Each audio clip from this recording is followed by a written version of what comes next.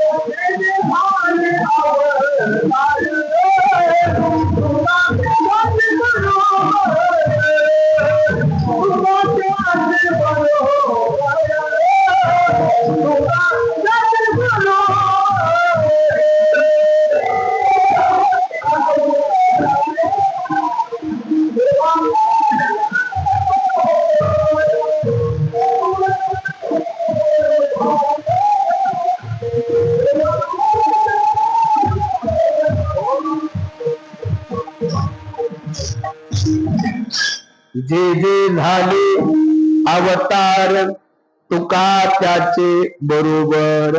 तुकोबरे स्वतः सांगतात, जेवढे काही देवाचे अवतार झाले त्या प्रत्येक अवतारामध्ये मी देवाच्या काय आहे बरोबर आहे.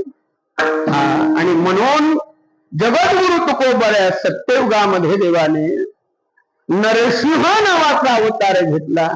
त्यावेळेला तुकोबऱ्या हिरण्यकश्यपूचे पोटे भक्त प्रल्हाद, हिरण्यकश्यपूचे पुत्र भक्त प्रल्हाद म्हणून अवताराला आले. भगवंतानं त्रेतायुगामध्ये राम अवतार घेतला. तुकोबऱ्या वाली पुत्र तो अंगद, वालीचे पुत्र अंगद झालेले आहेत. द्वापार युगामध्ये भगवान श्रीकृष्ण अवतार धारण घेतात, तर जगद्गुरु तुकोबऱ्या उद्धव रूपानं अवतार धारण करतात. तोच भगवान परमात्मा कलियुगावर मध्ये विठेवरती उभे राहतात. तर जगद्गुरु तुकोबऱ्या, जगद्गुरु तुका अवतार नामयाचा संप्रदाय सकळांचा येथोनिया, म्हणून याच्या करता तुकोबऱ्या चारही युगामध्ये उपस्थित आहेत. माझा पुढचं उत्तर असं आहे की हनुमंतराय ही चारही युगात उपस्थित आहेत. हनुमंतराय चार युगात उपस्थित आहेत. माझा पुन्हा प्रश्न असा आहे की हनुमंतराय सत्ययुगामध्ये होते. हनुमंतराय सत्ययुगामध्ये होते.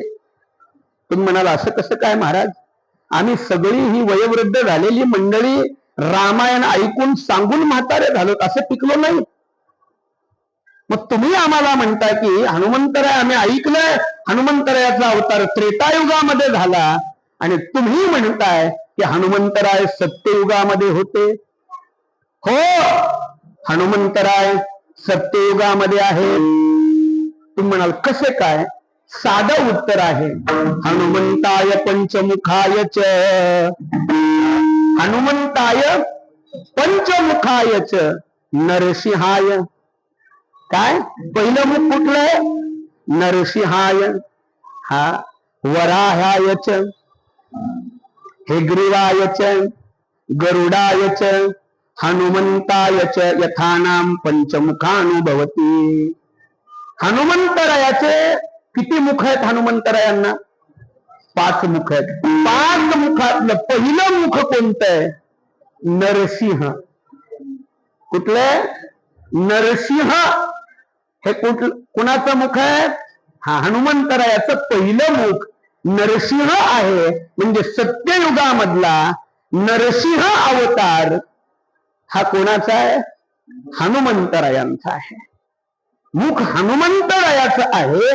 त्याचं कारण आहे, हा अवतार कसा काय, त्याचं कारण आहे.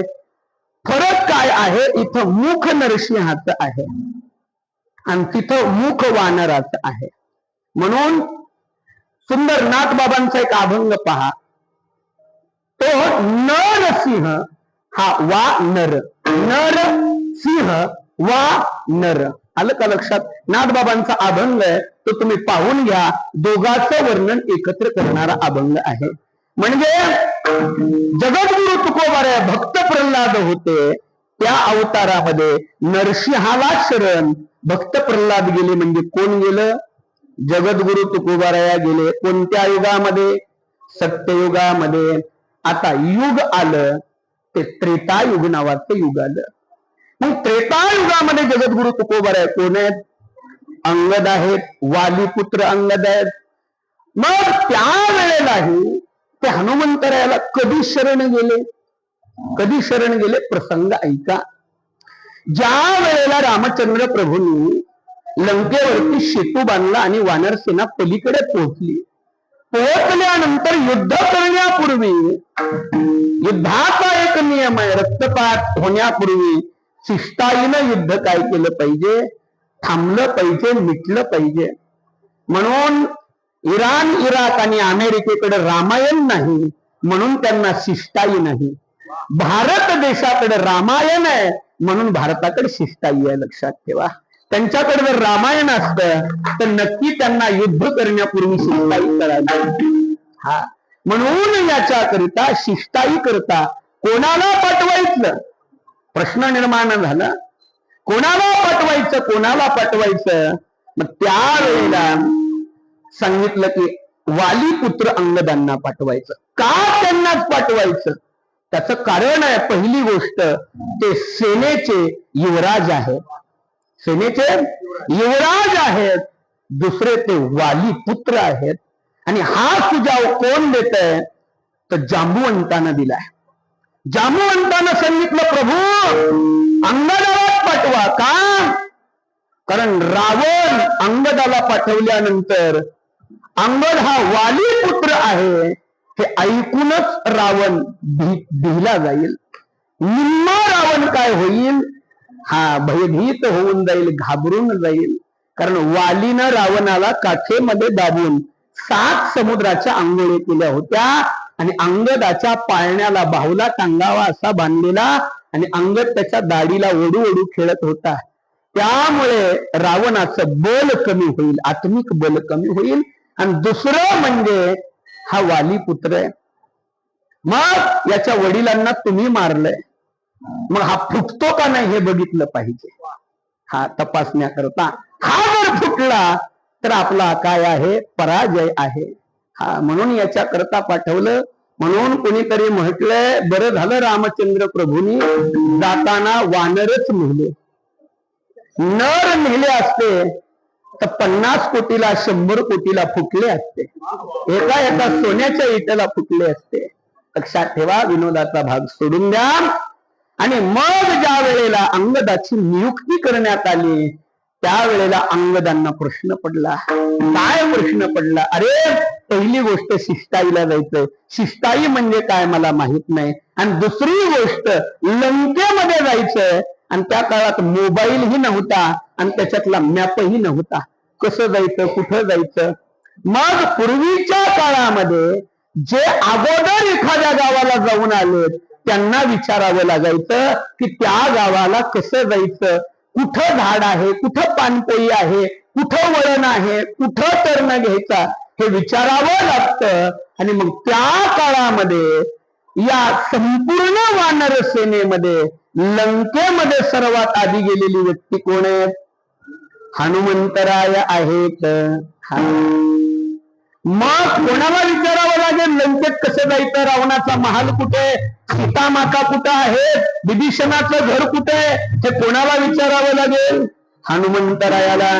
म्हणून अंगद रूपातले तुकोबाराया समुद्राच्या किनाऱ्यावरती हनुमंतरायाकडे आले आणि हनुमंतरायाला सांगितलं सीतामाता कोण आहे? तो भक्ती आहेत.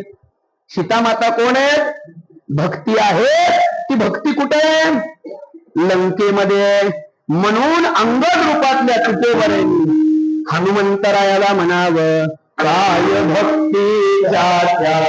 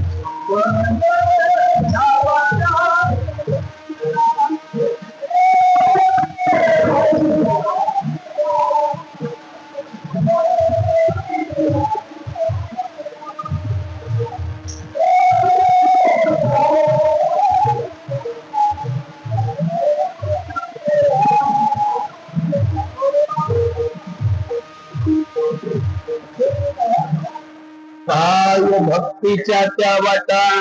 कारण लंकेचं नाव घ्यायचं नाही.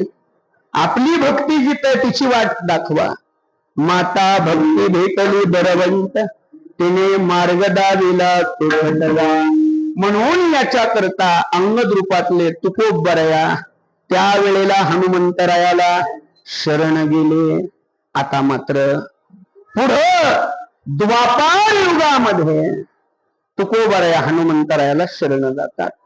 पण द्वापार युगामध्ये हनुमंतराय 3 वेळा महाभारतात येतात.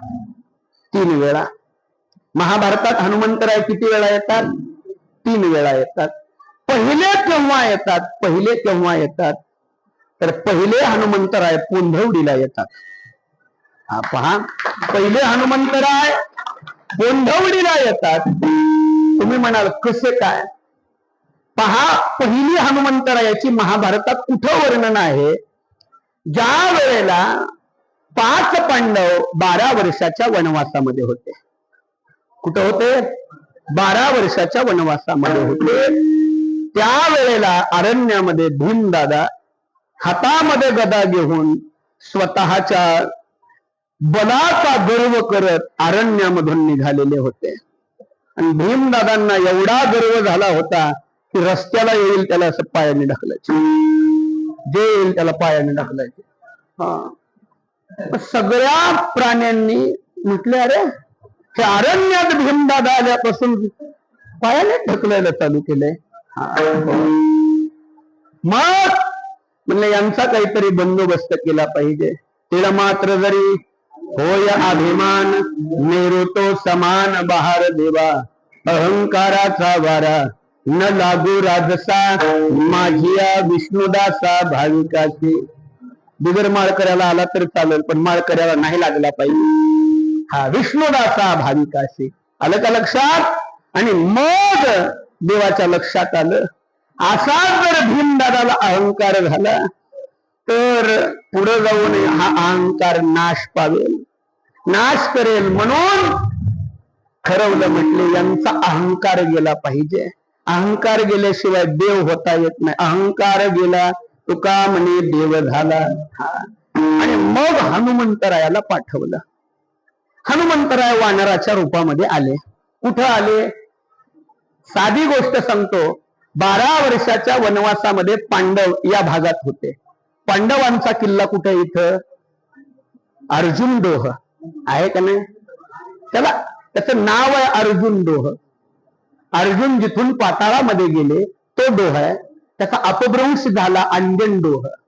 हा, आणि मग 12 वर्षाच्या काळामध्ये पांडव कुठं होते? इथं होते महाराज. त्या किल्ल्यामध्ये राहत असतील. तिथं किल्ला आहे पांडवांचा. त्या किल्ल्यामध्ये राहत असतील आणि मग भीमदादा शिकारी करता, काही गोष्टी करता. हे जंगल असेल त्या काळात आणि या जंगलामध्ये येत असतील. भीमदादाने बरेच प्राणी आपल्या पायानं धडकवून लावले असतील. हनुमंतराय इथं आले, या जागेवरती आले की जंगल असेल, इथं सगळं काय असेल, जंगल असेल, इथून एखादी वाट असेल.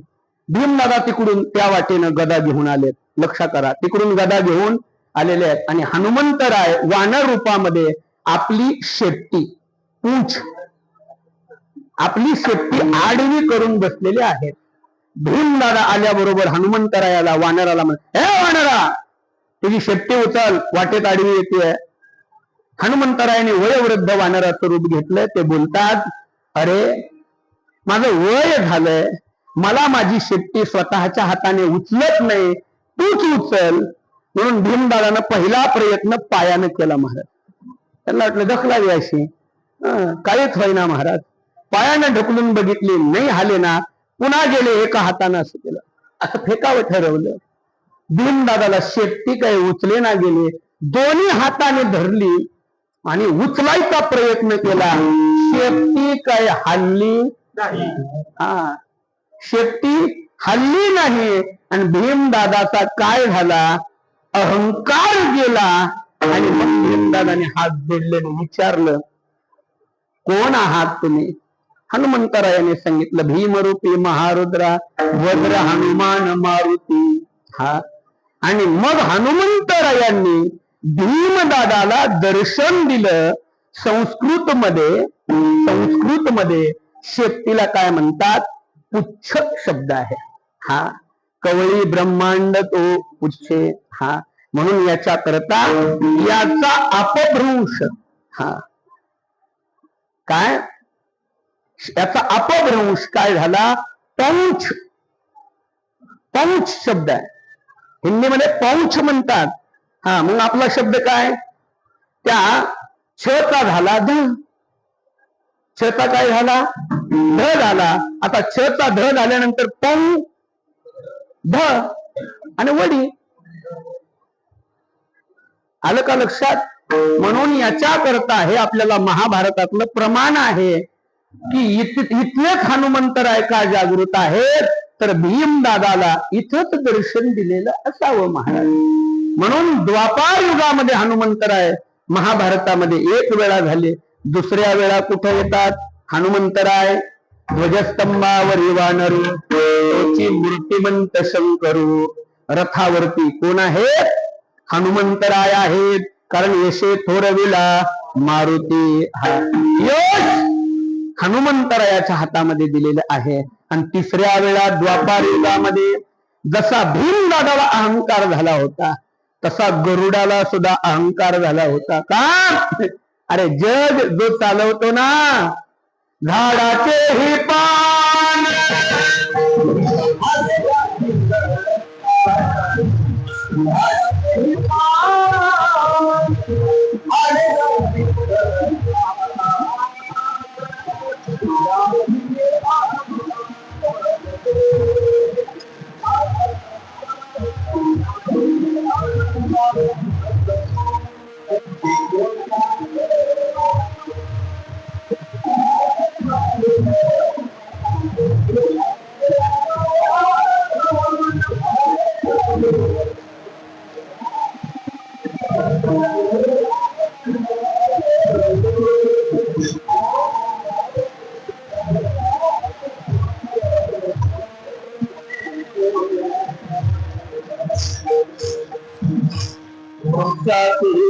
झाडाची पान हली जाते सत्ता, राहिली अहंता मग कोठे. महाराज जगामध्ये त्याच्या इच्छेशिवाय काही घडत नाही. हे जग चालवणारा एकमेव भगवान परमात्मा आहे. पण गरुडाला वाटू लागलं, अरे ज्याच्यावर जगाचा भार आहे, तो भार मी माझ्या पाठीवरती वाहतोय. अहंकार झाला. मगाच सांगितलं, तिळ मात्र जरी होई अभिमान, मेरो तो समान भार देवा. गरुडाला अहंकार झाला. आणि मग आतापर्यंत देवाने, खरंच सांगतो बर का, खरंच सांगतो, आतापर्यंत देवानं ज्याची ज्याची जिरवायची ठरवली, त्या वेळेला जिरवायला दुसरा माणूसच वापरला नाही, फक्त हनुमंतरायच.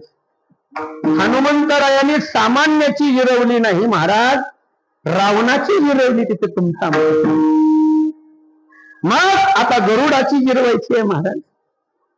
हनुमंतरायाला मनोमन सांगितलं, हनुमंता या हनुमंतराय द्वारकेच्या बगीच्यामध्ये आले. गरुडा सांगितलं, गरुडा जा, आपल्या बगीच्यामध्ये एक वानर आलंय, हा त्याला बोलावून घेऊन ये. गरुडाला वाटलं, रे मी ड्रायव्हर, मी वाहन देवाचं आणि मला शुल्लक काम देवानं सांगावं. कधी कधी असं असतं, चहापेक्षा केटलीच गरम असते. आमदारा खासदारापेक्षा ड्रायव्हर आणि पीएच जास्त भाव खातात महाराज.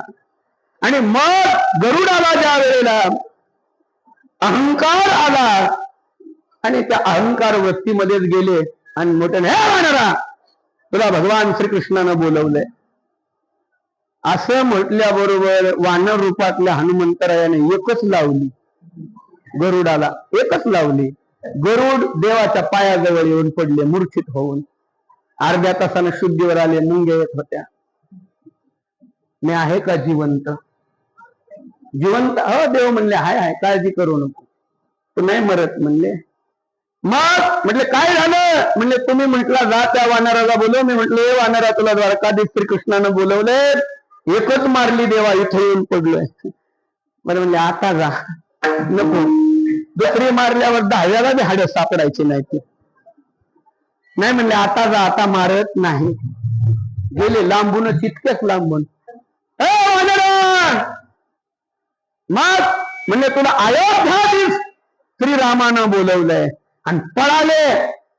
गरुडाचा पुढा हनुमंतराय आणि गेल्याबरोबर तिथं अजून दुसरी कोणाची तरी देवाला काय करायचं होतं, अहंकार घालवायचा होता. सत्यभामेला अहंकार आला होता, माझे इतकं कोण सुंदर नाही. पण ज्या वेळेला तिला सांगितलं होतं सीता हो तू, ती गेली मेकअप करायला. आज वट सावित्रीची पौर्णिमा आहे, तिथं काय मेकअप उरकेन. आणि हनुमंतराय आले, थांबणार नाहीत. रुक्मिणी मातेला सांगितलं, रुक्मिणी लगेच माझ्याजवळ सीता होऊन उभी राहा. नुसता डोक्यावर पदर घेतला आणि उभी राहिली. राम लखन सीता सहित हृदय बसवू सुरभूप. भगवान श्रीकृष्ण राम झाले, बलराम दादा लक्ष्मण झाले आणि रुक्मिणी माता सीता झाल्या. हनुमंतरायाला दर्शन दिलं आणि त्यावेळेला हनुमंतरायांचा परिचय तिथं कोण होते? उद्धव होते. आणि त्या उद्धव रूपी तुकोबारायांना करून दिला. पुरविली आळी, जे जे केली ते ते काळी. माय तरी ऐसी सांगा, कृपाळुवा पांडुरंगा.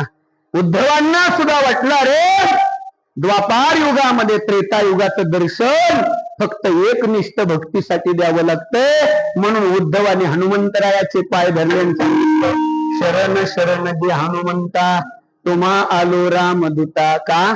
तुमच्या करता त्रेता युगातलं रूप द्वापार युगात धारण करावं लागतंय. एवढी निष्ठा असावी लागते की देवाला बदलावं लागतं, भक्तांना बदलायचं नाही. अशा पद्धतीनं द्वापार युगामध्ये तुकोबाराया हनुमंतरायाला शरण.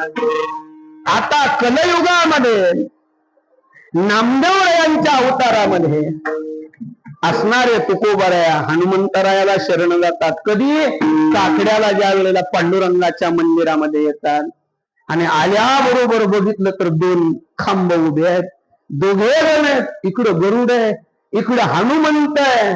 आणि त्यावेळेला यांना विचारला, हो असं काय तुम्ही पुण्य केलं होतं म्हणून तुम्ही देवाच्या समोर आहात? म्हणून नामदेवरायांनी सुद्धा वर्णन करावं. गरुड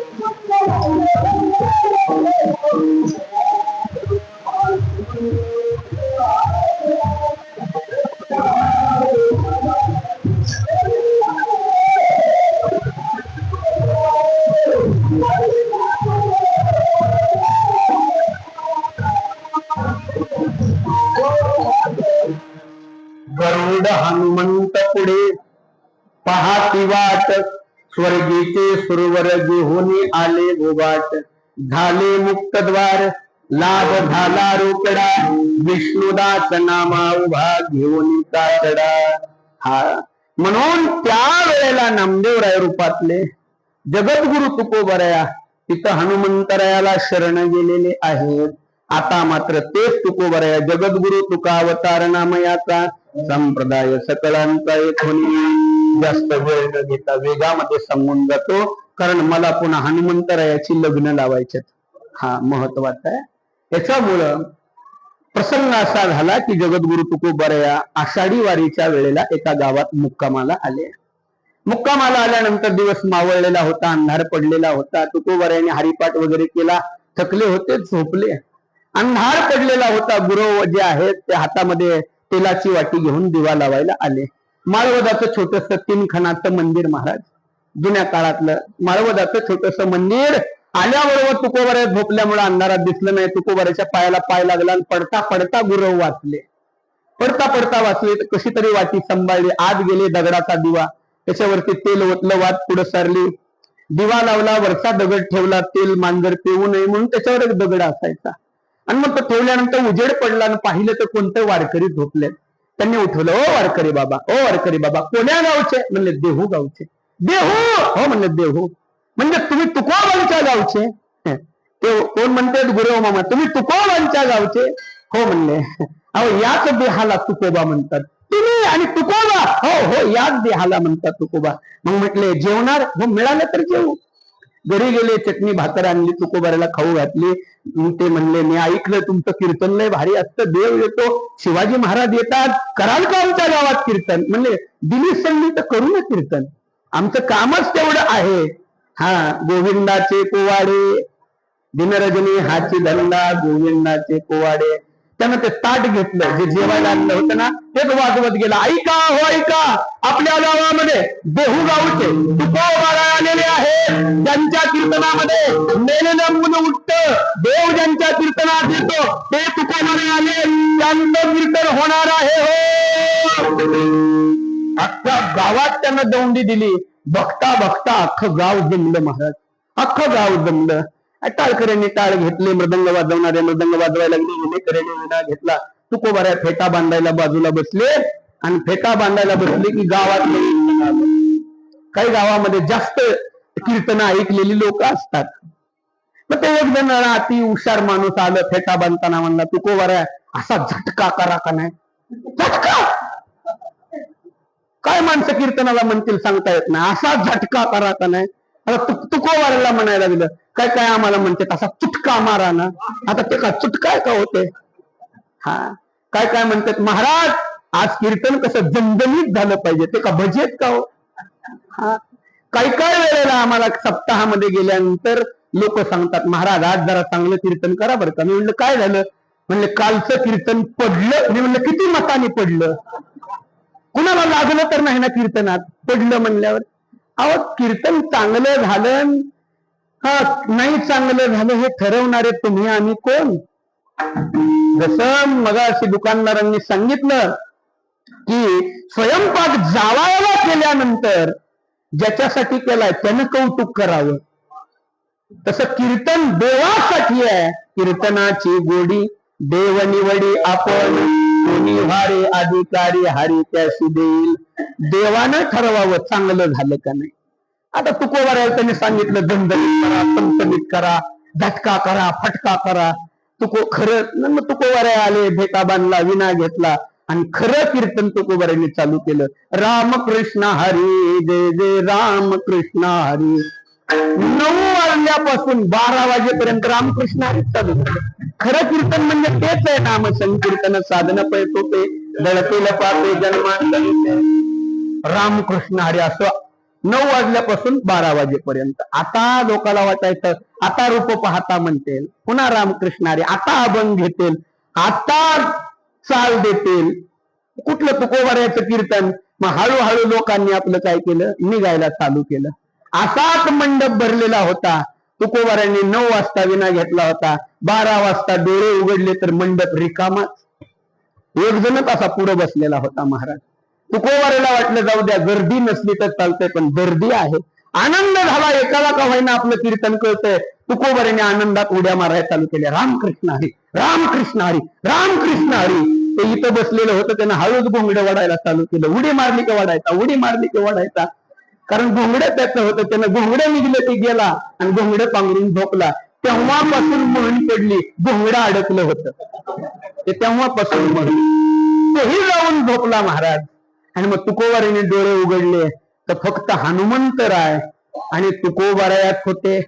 हनुमंतरायांना तुकोबाराने सांगितलं, हनुमंतराया एक काम करा, मला काय करा तर त्यावेळेला जगद्गुरु तुकोबाराया हनुमंतरायाला शरण जात.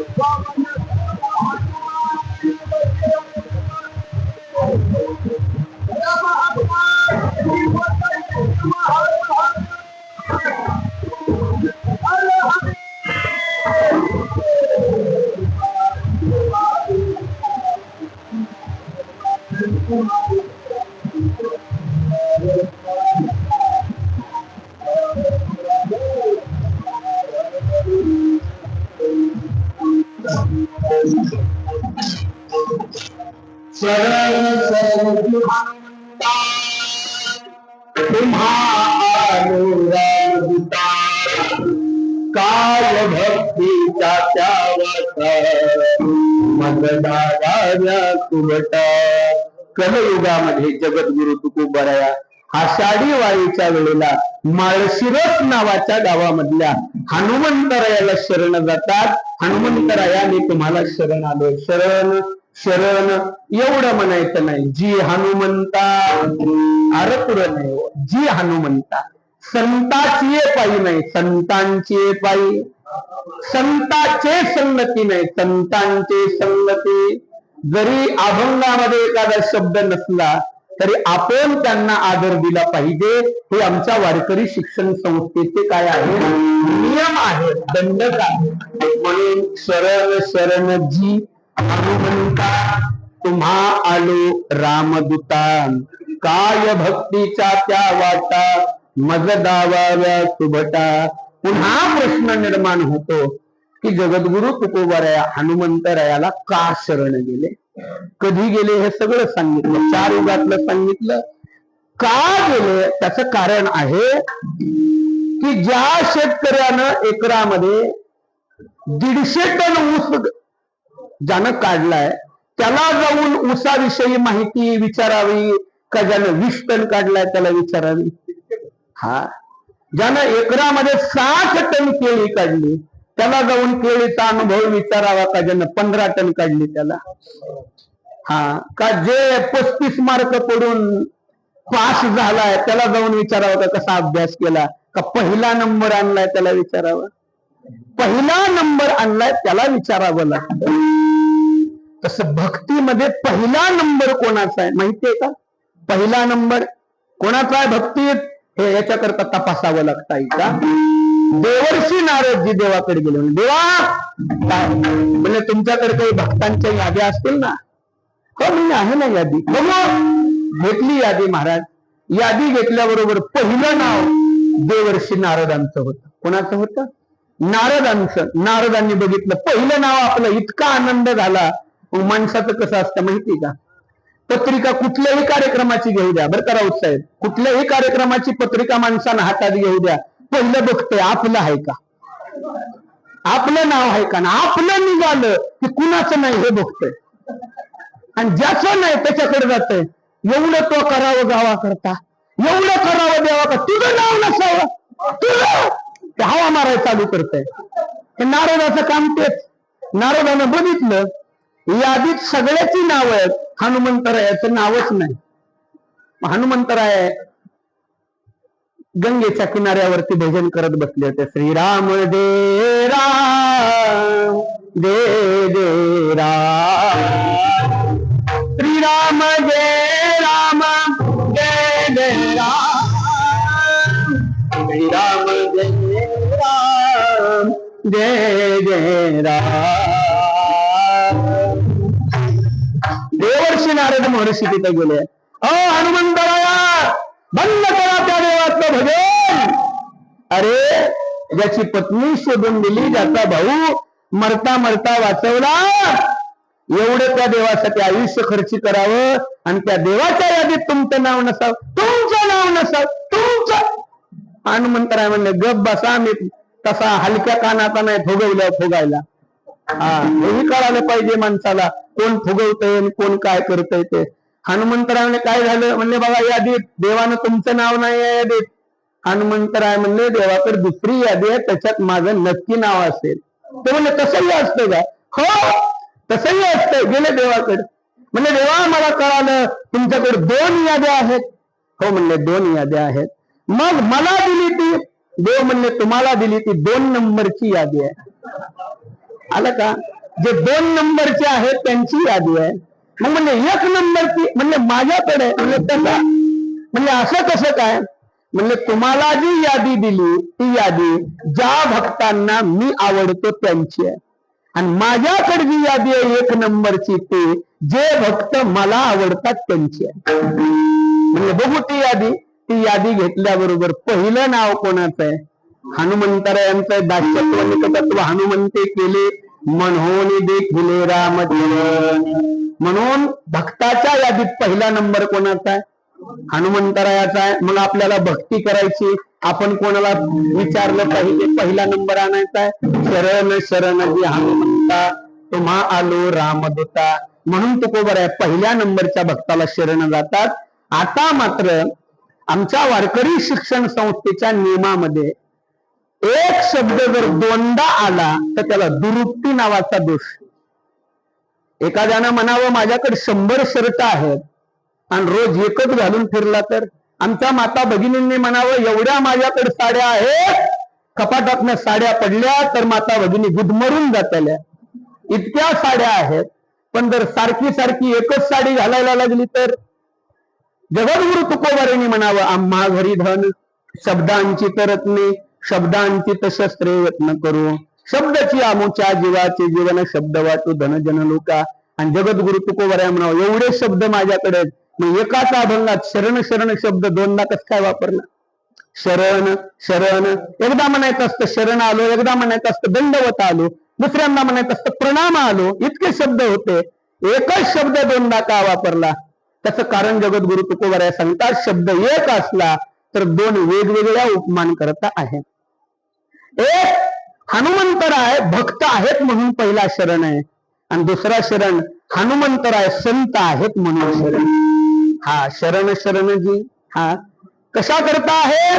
पहिला शब्द भक्त आहेत म्हणून, दुसरा शब्द संत आहेत म्हणून, पहिला शब्द भक्त आहेत म्हणून आणि दुसरा शब्द देव आहेत म्हणून. हनुमंतराय कोण आहेत? देव आहेत. कोणते देव आहेत? अंजनीच्या तपाचा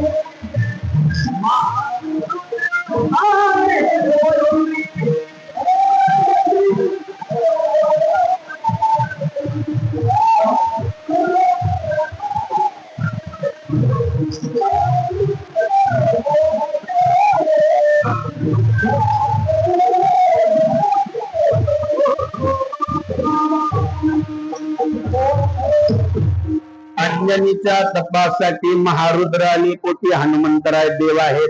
शंकर सुवन केशरी नंदन तेज प्रताप महाजगबंदन, विद्यावान गुणिया तु चातुर राम काज करबे आतुर. हनुमंतराय देव आहेत. तुकामणी रुद्रा अंजनीची या कुमरा हनुमंतराय देव आहेत. आता पुढचं वाक्य आहे हनुमंतरायाला तुकोबाराया शरण जातात.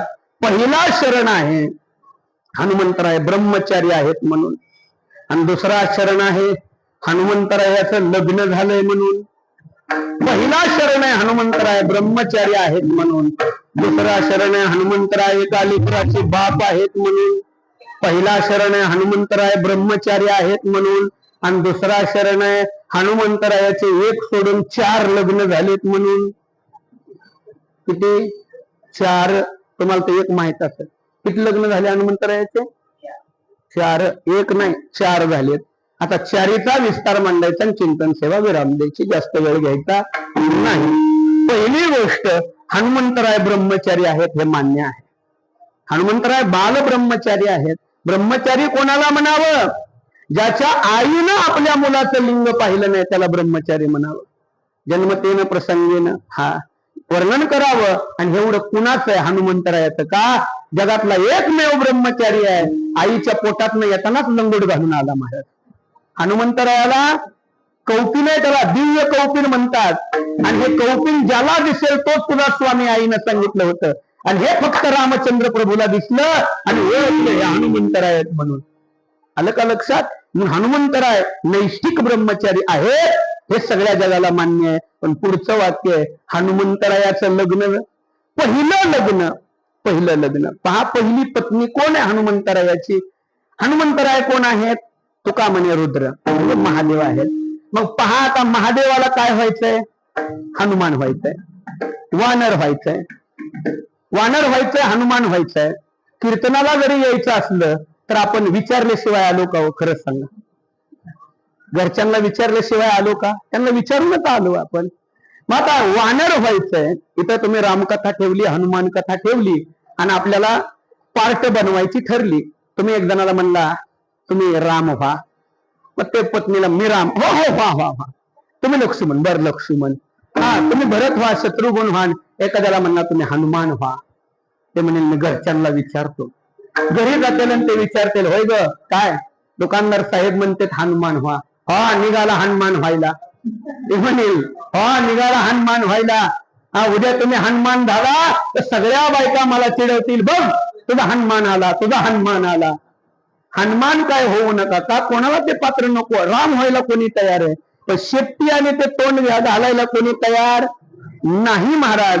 मग भगवान शंकर हनुमंतराय होणार आहेत. विचारलं असेल का नाही, गेले पार्वती मातेकडे, म्हणले होय ग काय राम प्रभू अवतार घेणार आहेत. मग घेऊ द्या ना. नाही म्हणले मला मीही अवतार घेणार आहे. म्हणले कसला अवतार घेणार आहे. म्हणले मी हनुमान होणार आहे. म्हणले मला बी न्या, मलाही न्या. का मला भीती वाटते म्हणली. राम प्रत्येक वेळा अवतार घेतात, विष्णू प्रत्येक वेळा अवतार घेतात आणि नवीन एक सखी घेऊन येतात. मला भीती वाटते तुम्ही दुसरा अवतार घेतात आणि दुसरी बाई घेऊन येतात. जमणार नाही, मला न्यावं लागेल. मला नेलं तर हनुमान व्हायचं, अजिबात नाही तर नाही. आता प्रश्न पडला, अगं मी ब्रह्मचारी म्हणून चाललोय, स्त्रीला माझ्याकडे जागा नाहीये. काय म्हणले, हो का न्यायचं असलं मला न्या, नाही तर तुम्हाला बी हनुमान व्हायला परवानगी नाही. प्रश्न पडला, आता काय करावं काय करावं काय करावं. मग स्त्रीलिंगी जागा हुडकली, स्त्रीलिंगी जागा हुडकली. म्हणले माझ्याकडे एकच जागा आहे स्त्रीलिंगाची. म्हणले कुठली, शेपटी. होतीच का शेपटी. म्हणले शेपटी होती पण तुमच्या संग येते बघती. हा मग पार्वती माता ह्या कोण झाल्या, हे हनुमंतरायाचं पहिलं लग्न. हा आलं का लक्षात. आता दुसरं लग्न ऐका हनुमंतराय. हनुमंतराय हे सूर्यदेवाचे शिष्य आहेत. कोणाचे शिष्य, सूर्यदेवाचे. आणि या जगात अशा काही विद्या आहेत की त्या विद्या लग्न झाल्याशिवाय देता येत नाहीत. आणि हनुमंतरायाला परिपूर्ण विद्या द्यायच्या होत्या. हनुमंतरायाला सूर्यदेवाने सांगितलं, म्हणले लग्न करावं लागेल. म्हणले मी बालब्रह्मचारी आहे म्हणून आलोय, मी कसं लग्न करू. नाही म्हणे त्याच्याशिवाय विद्या देता येत नाहीत. आणि मग 14 विद्या आणि 64 कला तुम्हाला देता येणार नाहीत आणि तुम्ही परिपूर्ण होणार नाही. मग लग्न करावं लागेल. मग हनुमंतराय म्हणले बरं का मी लग्न करतो, पण अशी मुलगी बघा की जी बालब्रह्मचारी राहिली पाहिजे. आता अशी मुलगी कुठनं मिळायची महाराज. पण सूर्यदेवाची एक मुलगी आहे बर का. सूर्यदेवाची मुलगी आहे सूर्यवसा म्हणून तिचं नाव आहे. तिचं नाव काय, हा सूर्यवसा तिचं नाव आहे. आणि ती तपश्चर्येला गेली होती सूर्यदेवाची मुलगी. आणि तिला बोलवलं म्हणले हे बघ तू हनुमंताबरोबर लग्न करशील. तिनं सांगितली माझी एक अट आहे, मी लग्न करेल ते मी जन्म ब्रह्मचारी राहणार आहे. हनुमंतराय म्हणले असलीच पाहिजे होती मला बी. दोघांचं लग्न लावलं सूर्यदेवानं. हनुमंतराय स्वामी काजाला सादर झाले आणि सूर्यवसा तेज रूपानं आजही प्रकाश देत आहे.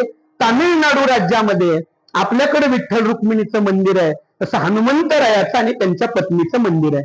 मोबाईलला सर्च करा, तामिळनाडू आंध्र प्रदेशामध्ये पती पत्नीचं मंदिर आहे हनुमंतरायाचं आणि त्यांच्या पत्नीचं. कितवं लग्न झालं, दुसरं लग्न झालं.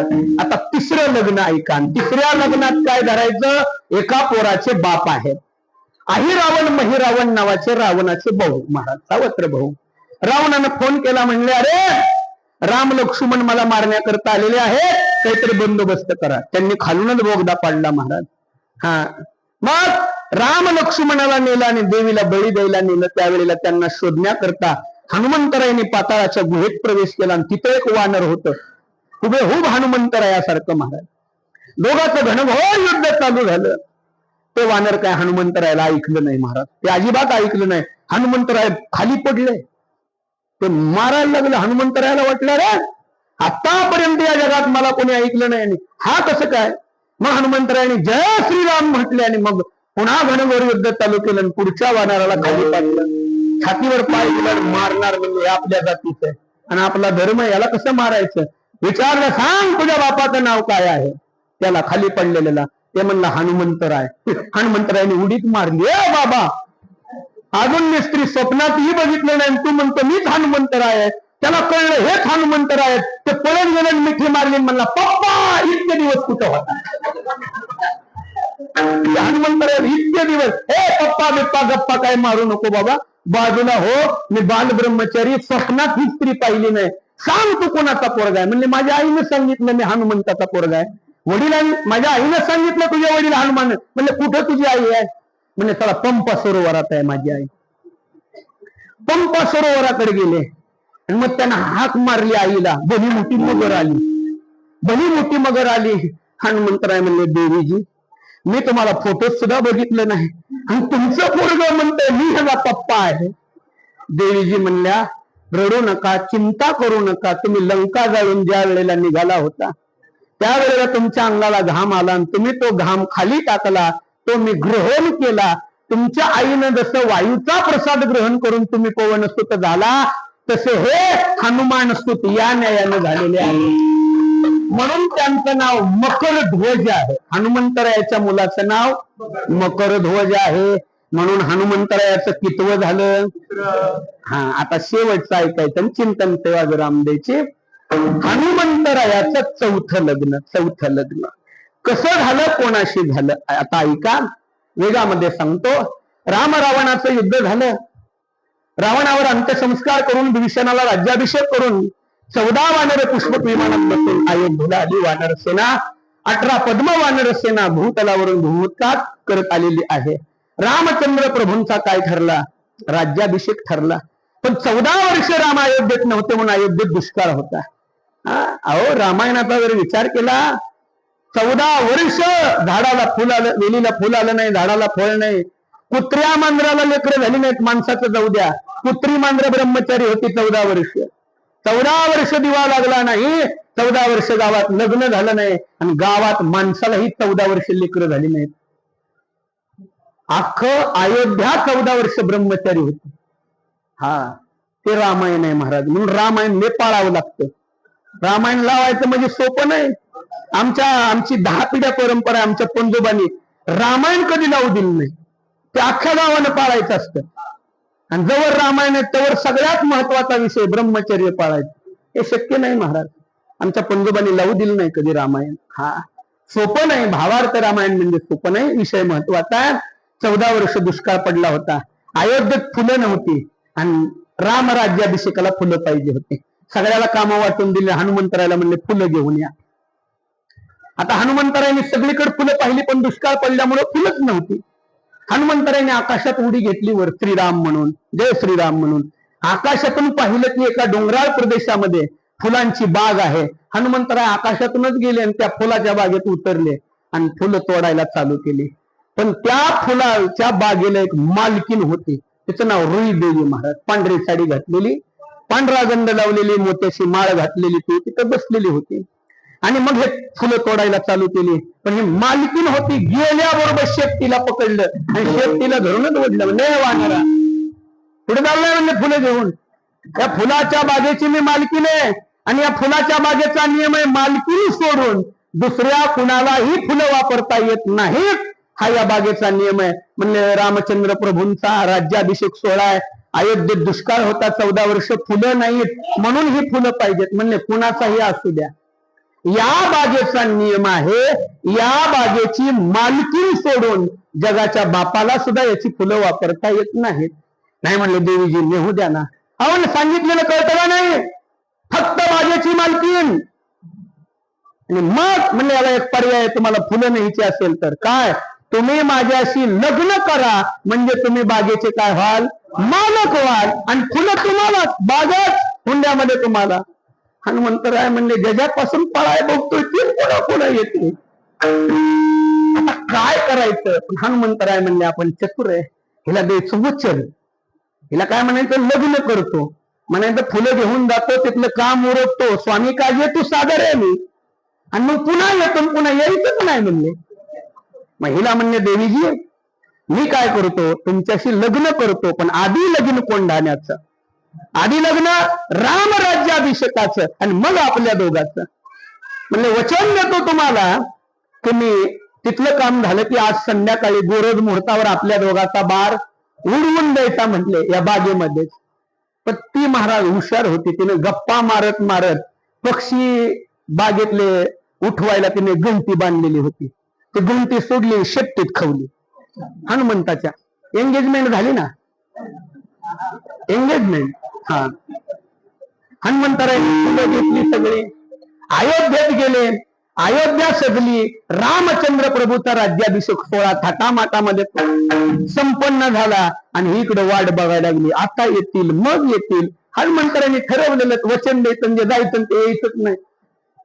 मग हिला अयोध्या माहित झाली होती, वेळ संपली की ही अयोध्येतच आली. महाराज अयोध्येच्या सीमेवर आल्यावर छातीत बडवायला लागली, जळलं माझं पटांगण झालं सगळं.